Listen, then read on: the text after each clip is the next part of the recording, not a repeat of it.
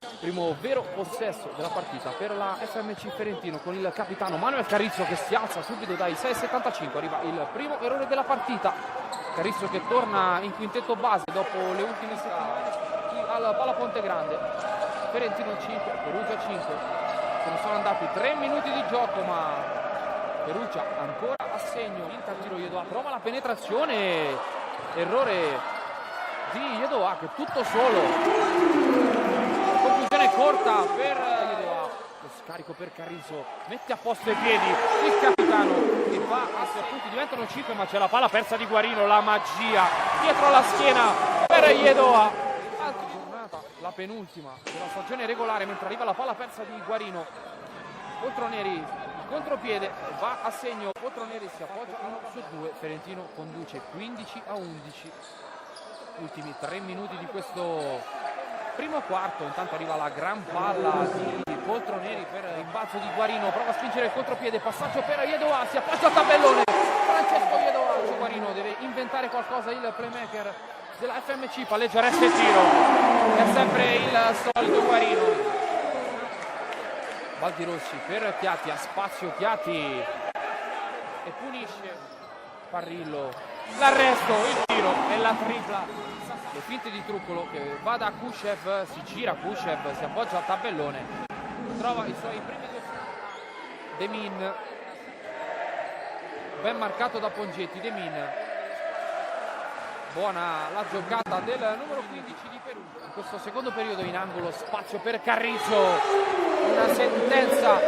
Manuel Carrizzo, ribaltamento per Panzini che ha spazio, si alza dai 6,75.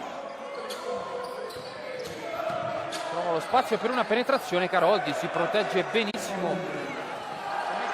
Truccolo, il taglio di Poltroneri che riceve in angolo, non ci pensa su 2 volte e va a segno con la tripla. Prova ancora la tripla, l'errore, il rimbalzone di Chiatti che vola in cielo, poi decide di fare tutto da solo, trova il canestro e il fallo di ora si porta a meno 10, mentre arriva la stoppata fantastica di Poltroneri sul tentativo di schiacciata di Iannuzzi. Che giocata di Poltroneri che poi si prende la responsabilità di tirare dalla lunetta. Arriva l'errore di Poltroneri, rimbalzo per Ferentino, ma che stoppata di Poltroneri che ha sicuramente centimetri in meno rispetto a Iannuzzi, ma ha praticamente cancellato. Sotto da Yedoa, perde la mania Yedoa, la ritrova in angolo da Parrillo. Guarino, l'arresto, il tiro del capitano del playmaker 14 di Perugia, rimbalzo di Iannuzzi. Ferentino già dall'altra parte con Carrizzo a spazio, il capitano ancora tripla per il punteggio in favore dei padroni di casa. Perugia prova la risposta con Demin, la stoppata di Gagliardo, poi non c'è nessuno, ormai è terminata la partita che vede Ferentino vittorioso su Perugia 99-77.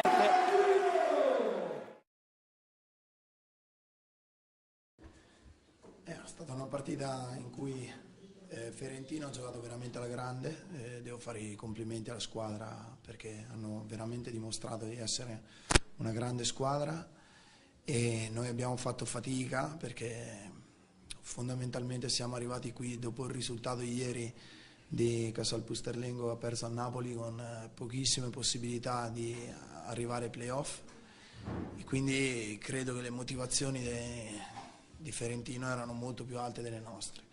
Eravamo anche in condizioni non perfette perché Truccolo, devo fare un ringraziamento ai nostri medici perché hanno fatto un miracolo a farlo scendere in campo perché giovedì aveva preso una storta che avrebbe tenuto fuori chiunque altro per almeno 2 settimane. Lui ha voluto stringere i denti, questa dimostrazione che comunque tenevamo tanto alla partita, però oggettivamente non c'è stata proprio gara. Ferentino ha tirato con percentuali altissime, hanno fatto 15 su 25 a 3 punti e non siamo mai riusciti a entrare in partita con queste percentuali qua.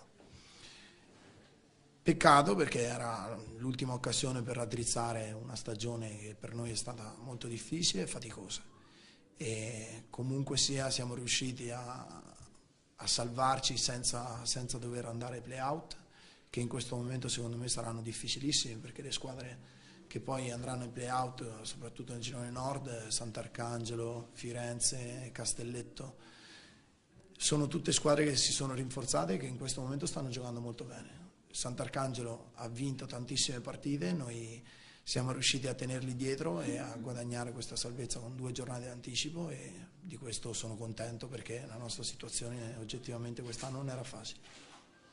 Ecco, insomma, per voi i giochi sono fatti, nel senso che appunto con la sconfitta di oggi non c'è possibilità di fare playoff, in parte lo hai anche detto, insomma, il bilancio è, diciamo, abbastanza positivo per come poi la stagione si è evoluta nel corso dei mesi, no? Allora, siamo partiti con l'idea di fare comunque un campionato buono, perché venivamo da 2 stagioni dove abbiamo fatto le semifinali e quindi tutti si aspettavano un campionato buono.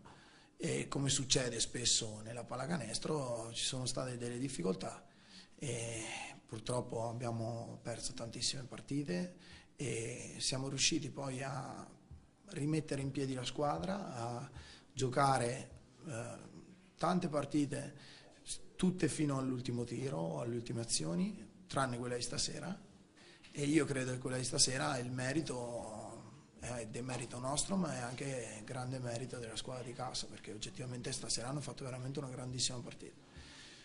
Per noi in questo momento l'obiettivo primario era quello di non entrare nei play-out. Poi adesso, nella situazione in cui tu poi raggiungi il tuo obiettivo primario, poi dopo provi a fare tutto quello che viene. E era difficile, lo sapevamo, che su questo campo non è facile portare a casa 2 punti, ci abbiamo provato e purtroppo la stagione non finisce qui, perché abbiamo l'ultima partita in casa dove vogliamo comunque fare bella figura davanti al nostro pubblico e lasciare comunque un segnale positivo, perché credo che alla fine sia importante, sia doveroso per tutta la gente che ci viene a vedere, per tutta la gente che ci segue, per la città e per la società. Per tutti quanti. Buon inizio, coinvolti tutti, è bene, è buono il ritmo, è chiaro, buone anche le percentuali. Gran voglia di vincere, di provare a fare secondi, vincere queste 2 partite e poi vedere quello che succede, e poi vedremo come ci accoppiamo, insomma. Chiaro che sono partite dove devi vincere, ma devi pensare anche al futuro, e mi sembra che siamo sulla buona strada piano piano. Diciamo che adesso c'è un po' di riposo, poi si pensa a quest'ultima giornata e venga quello che venga. Sì, cerchiamo, ovviamente si va in campo per vincere, andremo in campo a Sant'Arcangelo per provare a vincere la partita. Vediamo che succede dall'altra parte.